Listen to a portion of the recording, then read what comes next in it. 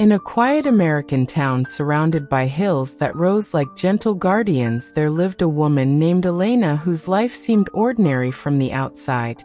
Yet inside she carried storms that had shaped her since childhood. She was the kind of person people passed on the street, without noticing, the kind whose strength was hidden behind soft eyes and a tired smile, a woman who had learned to walk with burdens heavier than most hearts could hold. Her earliest memories were filled with sunlight dancing on kitchen walls, and her mother's laughter echoing through the small home where they lived. Her mother was a warm soul with a voice that soothed any hurt, and a way of turning simple moments into beautiful memories. Elena often sat with her mother on the porch in the evenings, sipping warm tea, and listening to stories about hope, dreams, and the courage it took to live a meaningful life. Those were the days when she believed the world was gentle and kind. But life has a way of shifting without warning. And when Elena was only 16, her mother fell ill. A sickness arrived like an uninvited shadow, creeping slowly at first before consuming everything. The doctors spoke in long clinical tones, and Elena tried to hold on to hope.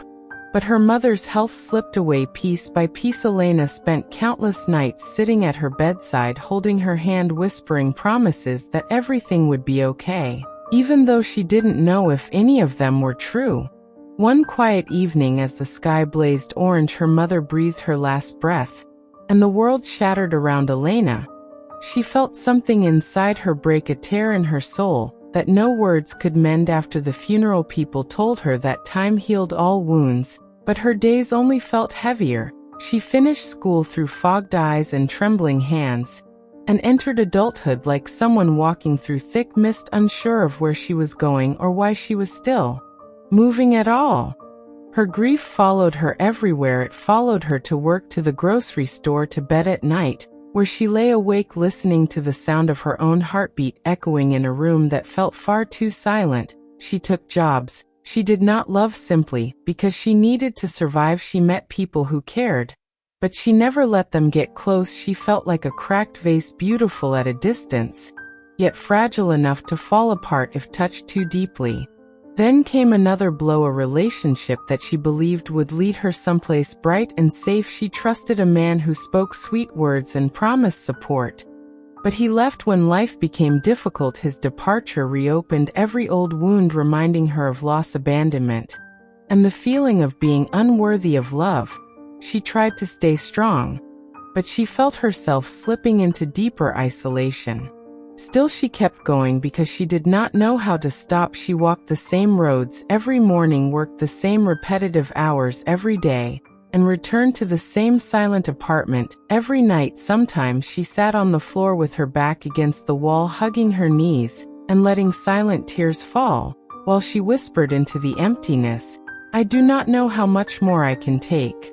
One morning, as she passed the community center, she noticed a flyer taped to a wooden post, something she had likely walked past dozens of times before, but never really seen. It listed support groups, counseling sessions, volunteer programs, and mental health gatherings. She hesitated. Her instinct was to turn away, afraid of opening old wounds, afraid of being vulnerable, afraid of being seen.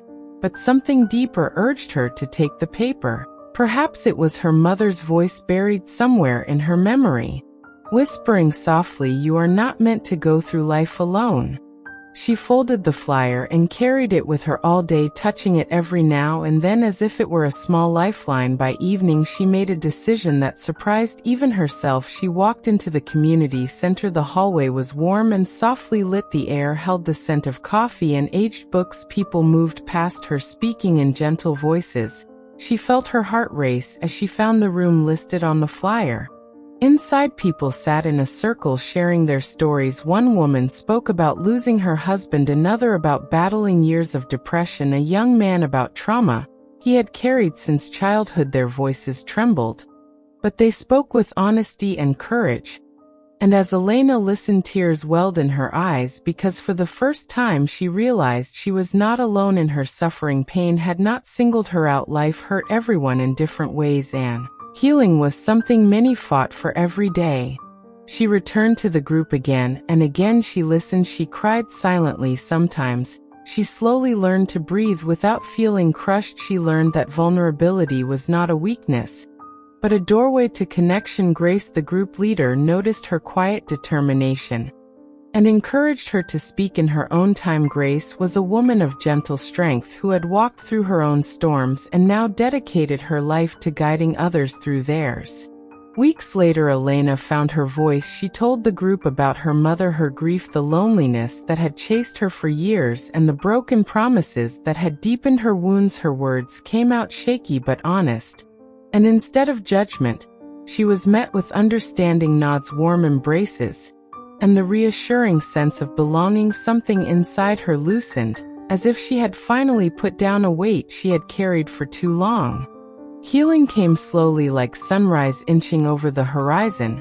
She learned to forgive herself for the years she spent trying to be strong when she was hurting. She learned to accept that healing did not erase the past, but transformed how it lived inside her. She journaled late at night, wrote letters to her mother that she would never send, learned breathing practices, found comfort in long walks, and discovered strength in sharing her story.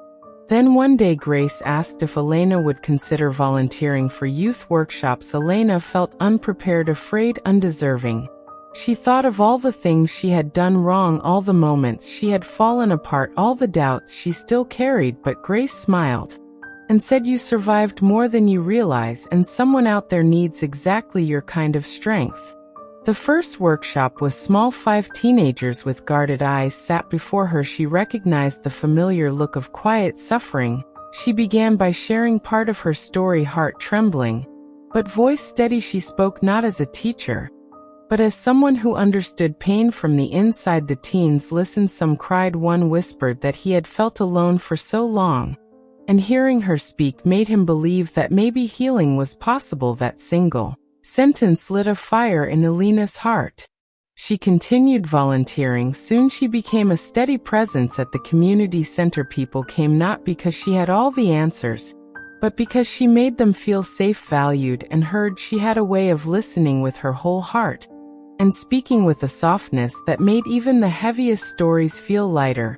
She taught coping strategies, guided discussions, and encouraged self-compassion. The workshops grew. Schools reached out to her, teachers invited her to speak, parents thanked her, counselors asked her to collaborate. She joined mental health campaigns, spoke at local events, and trained volunteers. Her life transformed from isolation to purpose, from silence to compassion, from fear to courage. Eventually, she founded her own organization focused on emotional support and mental wellness. The center offered counseling, creative expression classes, mindfulness groups, crisis assistance, and outreach programs. Elena poured her heart into the work, often staying late to check on someone who was struggling, or writing messages of encouragement for people who felt alone. Her organization became a sanctuary where people could speak their truth without shame.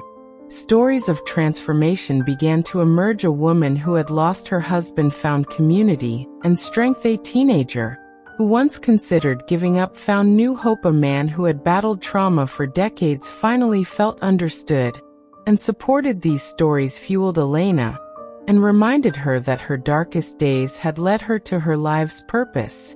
She also mentored young volunteers, teaching them how to hold space for others, how to listen deeply, how to respond with compassion rather than judgment. Many of them went on to lead workshops of their own, continuing the ripple effect that Elena had begun. Her influence spread far beyond her small town, as people shared her story across social media, mental health platforms, and local news outlets.